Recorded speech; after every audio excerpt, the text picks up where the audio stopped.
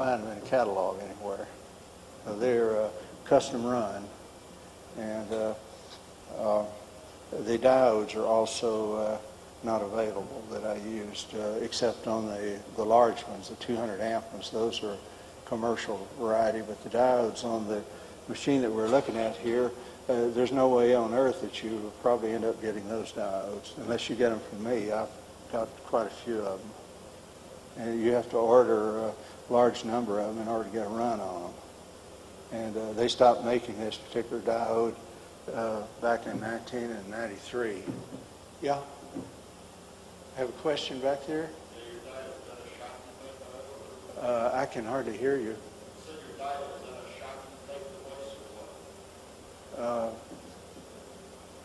I don't hear you, but a little bit later we'll open the floor up, and if you come back at me at that point, well, I'll give you an answer.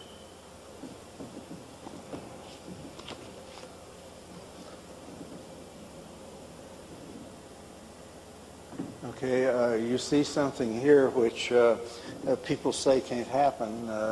If you notice the double coil system, this is the active one going through here and going out to the transformers. And this one is not hooked into the system except magnetically.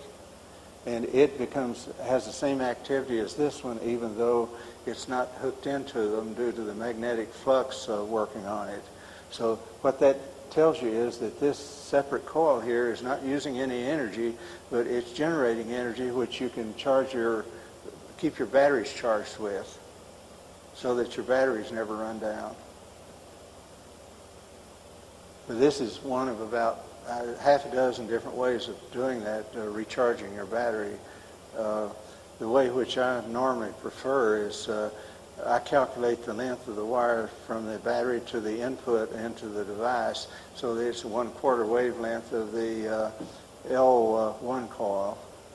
And for that reason, it picks up the radio frequency, and it is, with the diode, kickback diode there, it forces the high frequency electricity back into the battery, and the high frequency electricity is charging while the DC is coming out, and actually it's doing a better job of charging than the outcome. So the batteries, some of the ones that I've used, I've had for more than 2 years and used them continuously with almost everything imaginable, and they measure the 12.97 volts exactly like they did 2 years earlier today.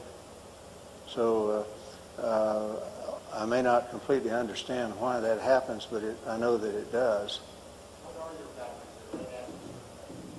Your batteries lead acid storage batteries? I have trouble hearing to begin with, and if you'd like to come up closer, that may be the way to solve it. If you'll come up near the corner here where I can hear you. Okay.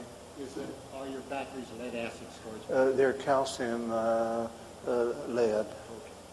They're sealed batteries. They're a very common sort that you find, and they're not one which spills out the material. And the idea that they can only be recharged 100 times apparently does not necessarily apply. We'll come back to that a little bit later. But the battery manufacturer says that that's what will happen. So, but I don't find it happening. Okay, we have another one here. Oop. Okay. You can see that one? It's a little bit better shot of the piece of PVC. Of course, I very carefully sand these things so there's no markings on them, and it doesn't look like PVC at all. If you notice, whenever you see the real device, it looks like it was meant to be what it is. And again, we're looking at the neon tube transformer with the 2 high voltage outputs, and then we're looking at the block here, which has 2 high voltage diodes here, and it has these capacitors here. The capacitors are between where these two come together and they pass through the diodes, is between that point and the the negative, or the earth ground, which is on the end. There's a little screw on the end of this block, which is the center tap or the earth ground deal, and that's the thing that ensures your amperage whenever you get to that.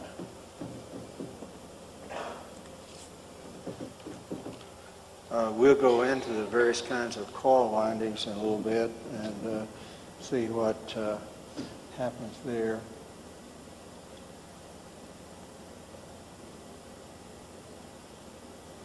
There we go. Here you can see the block, and you can't, I don't believe that you can see the two diodes, but they're there. See? High voltage diodes. And there's one on each of these outlets to the high voltage side of the transformer. And then once it becomes DC, well, then I tie the capacitors across that DC, and where the earth ground comes back through here, and where the lightning arrestor is, where it returns to the, this is your earth ground right here, where it returns to the transformer.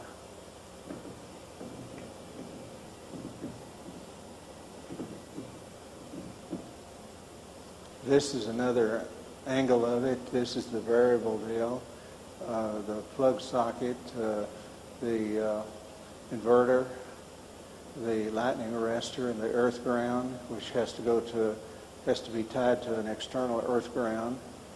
And here's the point where it goes forward into the L1 on the bottom side, and here's where it comes back from the L1 on the top side into the earth ground.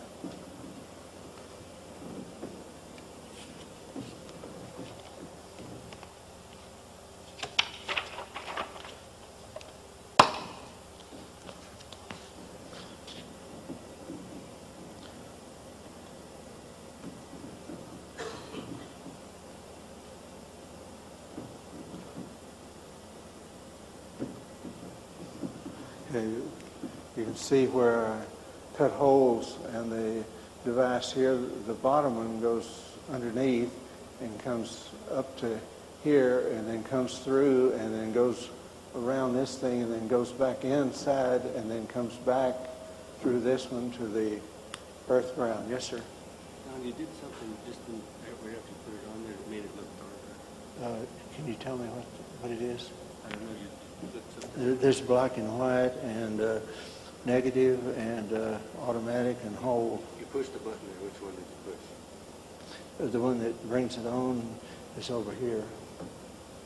Turn it back the way you had it to start with. Okay, would you like to come around here and show me? That one, we may not be able to use that one. It's too dark. Which one did you do? The one that's up there now. It's not showing any detail on it. Let me go back to the other one and now see if you can make it work. Is that brighter? No. Brighter before. That one? No. One brighter before you. When you hit the light switch, something there that turns the lights off. Will that be okay? No.